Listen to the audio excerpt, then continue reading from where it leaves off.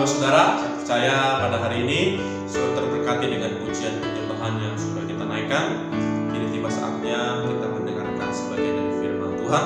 Mari sama-sama kita buka hati kita, fokus untuk mendengarkan firman Tuhan pada hari ini. Tema firman Tuhan pada hari ini adalah iman yang mengubah keadaan. Di mana hari-hari ini keadaan di bangsa ini, keadaan di beberapa keluarga mungkin tidak cukup baik, kesehatan, ekonomi, pekerjaan itu mungkin bisa mempengaruhi iman kita. Tapi biar dengan firman Tuhan yang bisa kita dengar pada hari ini itu membuat iman kita bertumbuh, bukan lagi keadaan yang mempengaruhi iman kita, melainkan iman kita lah yang akan mempengaruhi keadaan. Saudara yang dikasihi Tuhan, iman itu sangat penting. Di dalam kitab Ibrani berkata bahwa iman itu adalah sebuah dasar. Artinya kalau dasar itu harus kokoh, pondasi bangunan itu harus kokoh. Ketika sebuah gedung rumah itu pondasinya tidak kokoh, dasarnya tidak kokoh, maka ketika ada angin badai, maka rumah itu akan mudah roboh. Demikian juga dengan kekristenan kita. Ketika kita iman kita kuat, memiliki sebuah pondasi yang kuat, maka saya percaya keadaan apapun yang menghimpit hidupmu, masalah apapun yang sedang engkau jalani, itu tidak akan mempengaruhi imanmu kepada Yesus. Katakan amin. Haleluya, haleluya, amin. Oke, Bapak Saudara, iman yang mengubah keadaan. Ada sebuah ilustrasi yang mau saya bagikan. Saudara mungkin tahu yang namanya emas. Ya. Emas itu kalau disimpan di sebuah hal yang kotor atau di sebuah hal yang tidak baik, dia tetaplah emas. Ya, kalau emas itu, mohon maaf, disimpan di dalam kotoran hewan, dia tetaplah emas dan dia tetap berharga. Dengan keadaannya yang menjijikan, dengan keadaan yang bau, itu tidak merubah yang namanya integritas atau keberhargaan emas. Sesungguhnya hidupmu dan hidupku harusnya seperti itu. Imanmu dan imanku harusnya seperti itu kepada Yesus. Keadaanmu tidak baik, keadaan baik itu tidak akan mempengaruhi iman percayamu kepada Yesus. Sebab saya percaya saudara dan saya sudah berharga di hadapan Tuhan. Saudara dan saya adalah biji mata Tuhan. Oleh sebab itu hidup kita bukan dipengaruhi oleh keadaan, hidup kita bukan dipengaruhi oleh yang namanya apa kata orang, tapi hidup kita ditentukan oleh Yesus Kristus seperti emas tadi. Amin, Bapak Saudara. Di dalam Lukas 18 ayat yang ke-8b, firman Tuhan berkata seperti ini. Jika anak manusia itu datang, adakah ia mendapati iman di bumi? Ya, firman Tuhan dengan jelas berkata, jika Yesus datang, Yesus berkata, adakah ia mendapati iman di bumi? Kalau saudara melihat di Alkitab, itu adalah sebuah tanda tanya. Artinya iman kita hari-hari ini betul-betul sangat penting. Iman percaya kita kepada Yesus betul-betul hari ini sangat penting sekali. Karena ketika anak manusia datang ke atas muka bumi ini, hal yang paling utama yang Yesus cari adalah adakah iman ia dapati di bumi. Oleh sebab itu, dengan firman Tuhan pada hari ini membuat engkau kuat, membuat imanmu semakin bertumbuh, membuat kepercayaanmu kepada Tuhan semakin meningkat, kekhawatiranmu semakin dilembutkan. Katakan amin. Amin. Iman itu sangat penting. Haleluya, amin. Nah, di dalam 2 Timotius 3 ayat yang pertama, firman Tuhan berkata seperti ini, ketahuilah bahwa pada hari-hari terakhir akan datang masa yang sukar. Nah, firman Tuhan berkata ketika hari-hari terakhir akan datang sebuah masa yang sukar. Kita tahu hari ini masa ini bukan semakin membaik, justru masa ini semakin sukar, betul. Kita melihat di salah satu negara, khususnya di India, mengalami sebuah lonjakan COVID-19 yang sangat meningkat. Belum lagi kasus moral, kesukaran kasih, perhatian orang hari ini, individualisme, ya, mementingkan diri sendiri. Nah, inilah yang membuat firman Tuhan berkata, karena semakin banyak kedurhakaan, maka kasih akan Allah itu akan dingin. Nah, oleh sebab itu Bapak Saudara, sekalipun hari ini masa sukar, Sekalipun hari ini ekonomi sukar, sakit penyakit banyak menimpa di seluruh mancanegara, saya mau katakan sekali lagi, biar itu tidak mengubah iman percayamu kepada Yesus Kristus. Katakan amin. Saya mau katakan kepada saudara yang dikasihi Tuhan, jangan jual Yesus, jangan gantikan Yesus dengan uang, jangan gantikan Yesus dengan pekerjaan, jangan gantikan Yesus dengan jabatanmu, jangan gantikan Yesus dengan jodohmu. Sekali Yesus harus tetap Yesus. Katakan amin. Haleluya. Oke, kita akan belajar satu hal, bahwa iman itu akan menimbulkan sebuah pengharapan, dan pengharapan itu akan menimbulkan sebuah tindakan. Jadi ketika kita beriman kepada Yesus, maka akan muncul pengharapan. Ketika ada pengharapan, maka akan muncul sebuah tindakan. Bukankah firman Tuhan berkata, iman tanpa perbuatan hakikatnya mati? Dan saya percaya ketika saudara dan saya mengaku orang yang beriman, maka saya percaya pengharapanmu tidak hilang kepada Yesus. Yeremia 29 ayat 11 berkata bahwa rancangan Tuhan bukan rancangan kecelakaan, tetapi rancangan yang membawa saudara dan saya kepada damai sejahtera, rancangan yang penuh dengan pengharapan. Amin. Oleh sebab itu ketika ada sebuah pengharapan, maka ada sebuah tindakan. Yang percaya katakan amin. Nah, untuk mengubah iman, mengubah keadaan, ada 3 hal yang akan kita pelajari sekali lagi.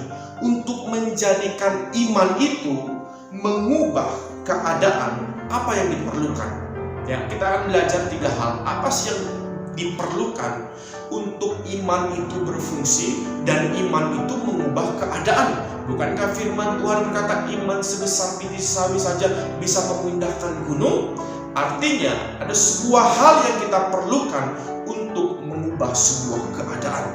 Yang pertama kita akan pelajari, yang pertama adalah untuk menjadikan iman mengubah keadaan diperlukan yang namanya kerelaan hati. Kita perlu yang namanya kerelaan hati kepada Tuhan, ketaatan kepada Yesus Kristus. Bukankah satu peristiwa di mana Elia ketika diutus Tuhan ke Sungai Kerit, kita lihat di dalam firman Tuhan 1 Raja-Raja 17 ayat 2 sampai 6. Kita akan belajar kerelaan hati. Poin yang pertama dari hamba Elia, 1 Raja-Raja 17 ayat 2 sampai 6. Firman Tuhan berkata kepada Elia, kemudian datanglah firman Tuhan kepada Elia, pergilah dari sini, berjalanlah ke timur dan bersembunyilah di tepi Sungai Kerit, di sebelah timur Sungai Yordan. Kalau kita lihat peta, ya, Sungai Kerit itu agak sedikit terpencil, ya. Perhatikan, kita lihat. Engkau dapat minum, ayat yang keempat, engkau dapat minum dari sungai itu, dan burung-burung gagak telah kuperintahkan untuk memberi makan engkau di sana. Lalu ia pergi, ia melakukan seperti firman Tuhan. Perhatikan saudaraku, Elia beriman kepada Yesus, dan ketika Elia beriman kepada Yesus, dia memiliki ketaatan, kerelaan hati, maka muncullah sebuah pengharapan. Dan ketika ada pengharapan bahwasanya Tuhan akan mengutus burung gagak untuk memberikan makanan kepada Elia, muncul sebuah pengharapan. Ketika ada sebuah pengharapan, apa yang dilakukan Elia? Lalu Elia mulai bertindak. Amin. Lalu Elia berkata seperti ini, lalu ia pergi dan melakukan seperti firman Tuhan. Ia pergi dan diam di tepi Sungai Kerit di sebelah timur Sungai Yordan. Ayat yang ke-6 yang sangat menarik. Pada waktu pagi dan petang, burung-burung gagak membawa roti dan daging kepadanya, dan ia minum dari sungai itu. Wow, ini sangat luar biasa sekali. Bukan keadaan yang mempengaruhi iman Elia, melainkan karena kerelaan hati Elia, karena ketaatan hati Elia kepada Allah, dia bisa mengubah keadaan dengan imannya. Amin. Kalau kita perhatikan, ini adalah hal yang sangat konyol. Ini adalah hal yang sangat mustahil bagi manusia. Bayangkan, burung gagak itu makanannya daging, tapi anehnya justru burung gagak inilah yang mengantarkan makanan kepada Elia. Amin. Bahkan Alkitab berkata, bukan sekali burung gagak ini, mengantarkan makanan kepada Elia. Alkitab di sini berkata, burung gagak ini memberikan pada waktu pagi dan petang. Haleluya. Artinya yang pertama, ketika ada sebuah kerelaan hati dan ketaatan, maka percaya bukan hanya sekedar keadaanmu Tuhan ubahkan, tapi kebutuhanmu Tuhan akan cukupi. So, yang pertama kita pelajari, untuk menjadikan iman mengubah keadaan diperlukan kerelaan hati, diperlukan ketaatan kepada firman Tuhan. Ketika hari ini mungkin Tuhan berfirman atas hidupmu, belajarlah untuk taat. Lakukanlah sekalipun itu di luar logika, sekalipun itu engkau berkata ini mana mungkin Tuhan. Tapi saya percaya ketika engkau beriman kepada Yesus, ada sebuah pengharapan. Ketika ada sebuah pengharapan, maka engkau akan mulai bertindak. Maka disitulah keadaan akan berubah. Iman bukan hanya membuat kita memperoleh semua yang kita butuhkan, tetapi juga membuat kita kuat saat mendapatkannya. Jadi iman itu bukan hanya membuat kita memperoleh semua kebutuhan kita, tetapi ya, iman itu juga akan menguatkan kita saat apa yang kita butuhkan tidak kita dapatkan. Itu adalah sebuah iman. Amin. Nah, sekalipun Elia ini, dia mungkin tahu aduh sungai Kerit kan di sungai terpencil, tapi dia mengerti bahwa iman itu bukan memperoleh apa yang dia butuhkan, tapi iman itu sekalipun tidak ia dapatkan, tapi ia tetap lakukan. Itu sebuah iman. Amin. Jadi yang pertama kita pelajari kerelaan hati untuk iman itu mengubah keadaan. Dan yang kedua, kita belajar daripada Petrus. Bagaimana Petrus di dalam penjara, ya, dia mengalami masa yang keadaan yang tidak baik, tapi ada sebuah peristiwa yang sangat mengejutkan. Yang kedua kita belajar dari Petrus adalah kesatuan hati. Jadi iman mengubahkan keadaan diperlukan sebuah kesatuan hati. Kesatuan hati antara suami dan istri, kesatuan hati antara orang tua dan anak, kesatuan hati antara anak dan orang tua. Bukankah Mazmur 133 berkata, ketika engkau hidup rukun bersatu, maka berkat Tuhan akan turun seperti embun. Amin. Haleluya, amin. Kita lihat ayatnya di dalam Kisah Para Rasul 12 ayat 5. Kesatuan hati itu mendatangkan sebuah mujizat. Ketika ada sebuah kesatuan hati, maka keadaan akan diubahkan. Kisah Para Rasul 12 ayat yang kelima, firman Tuhan berkata seperti ini. Demikianlah Petrus ditahan dalam penjara, tetapi jemaat dengan tekun mendoakannya kepada Allah. Perhatikan saudara, ketika Petrus di dalam penjara, jemaat dengan tekun mendoakannya. Haleluya, amin. Ada sebuah kesatuan hati antara pemimpin dan jemaat. Maka keadaan Petrus, kalau kita baca ke bawah, kita lihat bahwa Petrus itu bisa lepas dari penjara. Amin. Ada sebuah miracle. Bahkan di dalam Kisah Para Rasul 16 ayat 25 sampai 26, firman Tuhan berkata seperti ini. Kisah Para Rasul 16 ayat 25 sampai 26. Tetapi kira-kira tengah malam, ini Paulus dan Silas. Ya, kita belajar dari dua tokoh tadi, Petrus, sekarang Paulus dan Silas. Seketika itu juga ketika mereka berada di sebuah keadaan yang tidak baik, tapi keadaan itu tidak merubah imannya. Amin. Nah, di dalam 25, tetapi kira-kira tengah malam Paulus dan Silas berdoa dan menyanyikan puji-pujian kepada Allah, dan orang-orang hukuman lain mendengar mereka. Ayat 26. Akan tetapi terjadilah gempa bumi yang hebat, sehingga sendi-sendi di penjara itu goyah, dan seketika itu juga terbukalah semua pintu dan terlepas belenggu mereka semua. Wow, ini sangat luar biasa. Ketika Paulus dan Silas menaikkan puji-pujian kepada Tuhan, maka terjadilah sebuah keadaan yang berubah. Ketika Silas dan Paulus memiliki kesatuan hati, maka lihat iman mereka satu, maka keadaan mereka pun berubah. Oleh sebab itu, Bapak Saudara, perlu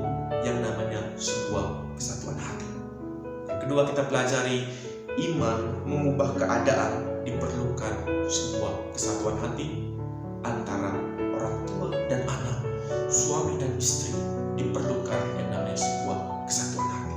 Dan yang ketiga, yang terakhir, iman mengubah keadaan diperlukan apa? Yang ketiga adalah ini yang paling esensial, adalah kekudusan hati. Ya, kekudusan hati, kesatuan hati, dan kerelaan hati. Ketika hati kita kudus, maka kita akan bersatu. Ketika kita bersatu, maka muncul sebuah ketaatan. Tapi kalau hati kita penuh dengan dendam, penuh dengan amarah, benci kepada gembala, benci kepada orang tua, suami istri saling membenci, sulit terjadinya sebuah kesatuan hati.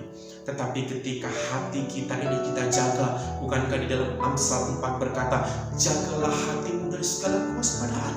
Jadi ketika hati kita jaga, tetap tulus, tetap murni, tetap kudus, maka saya percaya ada sebuah kesatuan hati.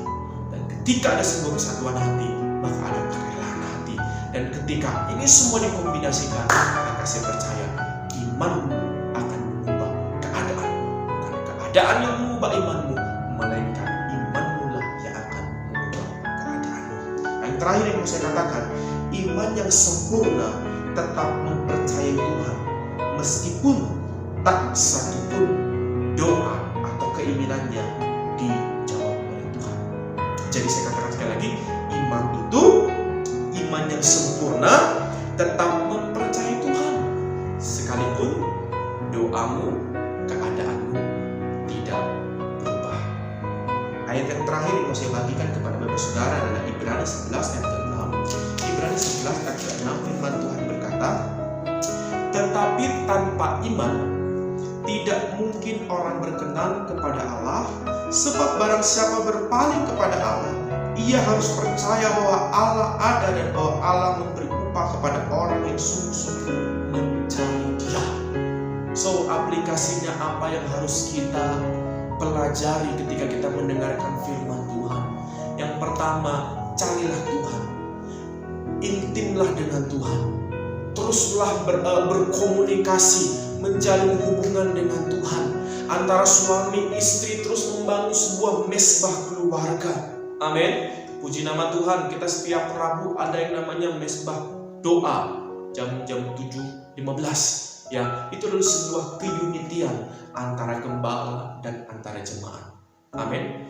Lalu aplikasi yang kedua yang kita pelajari pada hari ini adalah ketika kita intim terus mencari Tuhan. Dan yang kedua adalah tetap percaya kepada Yesus. Jangan kau khawatir, jangan kau cemas, jangan kau takut akan keadaanmu. Sebab saya percaya Yesus akan tolong hidupmu, Yesus akan sembuhkan sakit penyakitmu, Yesus akan membela hidupmu, dan Yesus akan melindungi engkau. Sebab Dia bukan hanya sekedar Tuhan, Dia adalah Bapa yang mencintai engkau, Dia adalah Bapa yang mengasihi engkau. Biar melalui firman Tuhan yang bisa saya bagikan pada hari ini menguatkan imanmu. Engkau tetap bersandar kepada Yesus, engkau tetap percaya kepada Yesus, imanmu tetap kuat, imanmu tetap kokoh. Sekalipun mungkin hari ini doamu belum dijawab, sekalipun mungkin hari ini kau masih sakit, sekalipun mungkin hari ini kau masih jomblo, sekalipun hari ini kau mungkin masih keluargamu masih berantakan, tapi percayalah, ketika ada sebuah kekudusan hati, ketika ada sebuah yang namanya kesatuan hati, kerelaan hati, itu akan mengubah keadaanmu dan nama Yesus dipermuliakan. Haleluya. Mari kita angkat satu pujian. Kau hiasi kehidupan. Haleluya Yesus. Kau hiasi kehidupanku dengan kemurahan. Sama-sama katakan. Kau pancarkan masa depan dengan penuh harapan. Katakan, aku ada saat ini, semuanya karena kasih-Mu. Aku hidup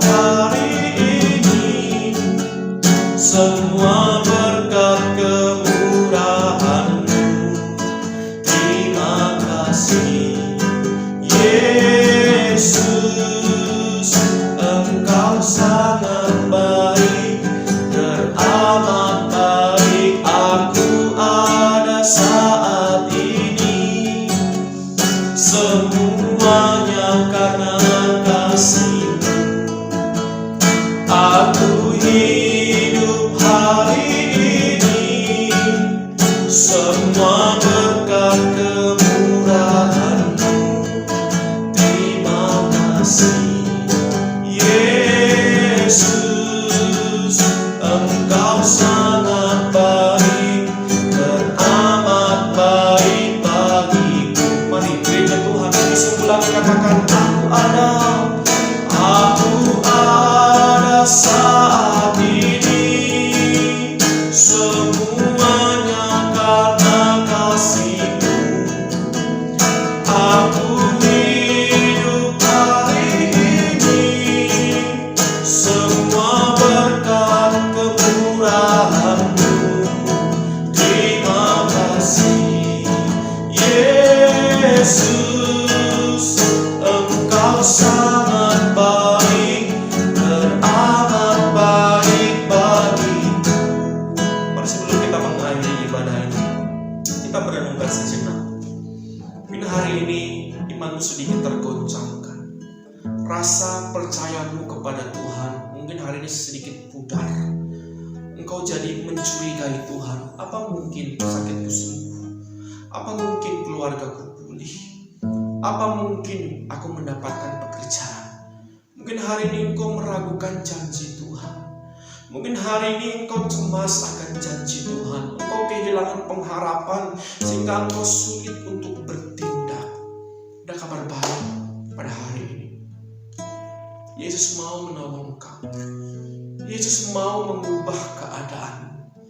Ketika engkau menjaga hatimu, ketika engkau menjaga kemurnian hatimu dari setiap kepahitan, setiap dendam, setiap kecemaran, maka saya percaya ada sebuah kesatuan hati yang Tuhan akan bangun. Ketika ada sebuah kesatuan hati, maka engkau akan mulai bertindak dengan taat, dengan rela hati. Mari renungkan sejenak firman Tuhan. Percayalah, sekalipun engkau tidak melihat Yesus, tapi Yesus melihat engkau. Bukankah firman Tuhan berkata, berbahagialah sekalipun engkau tidak melihat, namun engkau tetap percaya. Saudara dan saya adalah orang-orang yang berbahagia. Kalau nyawa saja Tuhan Yesus berikan, apalagi hal-hal yang lain. Oleh sebab itu, sandarkanlah hidupmu kepada Yesus. Berserahlah kepada Yesus. Bangun keintiman dengan Yesus. Percayalah kepada Yesus. Haleluya Yesus. Haleluya. Aku ada saat ini, semuanya karena kasih-Mu. Aku hidup hari ini, semua berkat kemurahan-Mu. Terima kasih Yesus, Engkau sangat baik, teramat baik. Aku ada saat ini, semuanya karena kasih-Mu. Aku hidup hari ini, semua berkat kemurahan-Mu.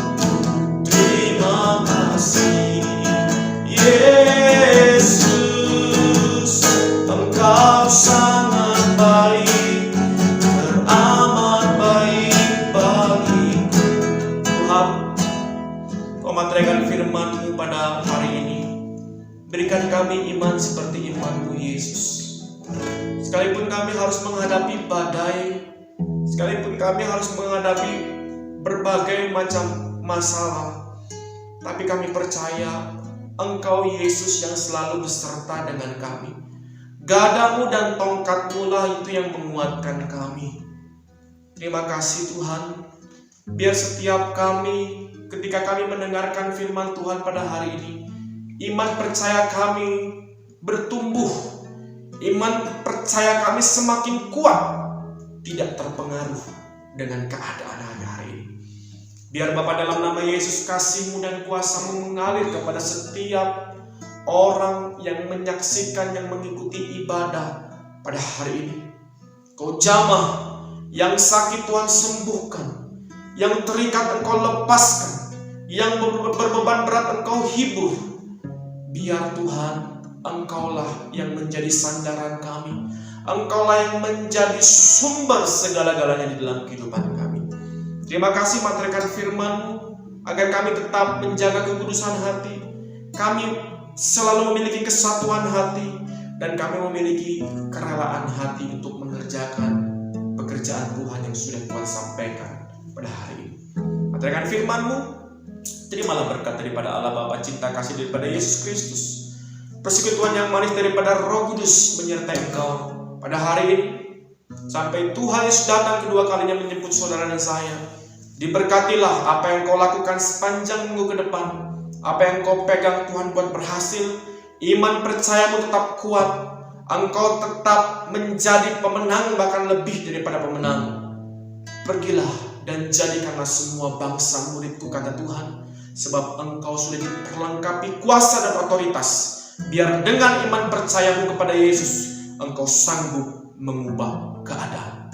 Terimalah berkat, sukacita di dalam nama Tuhan Yesus Kristus. Haleluya. Amin.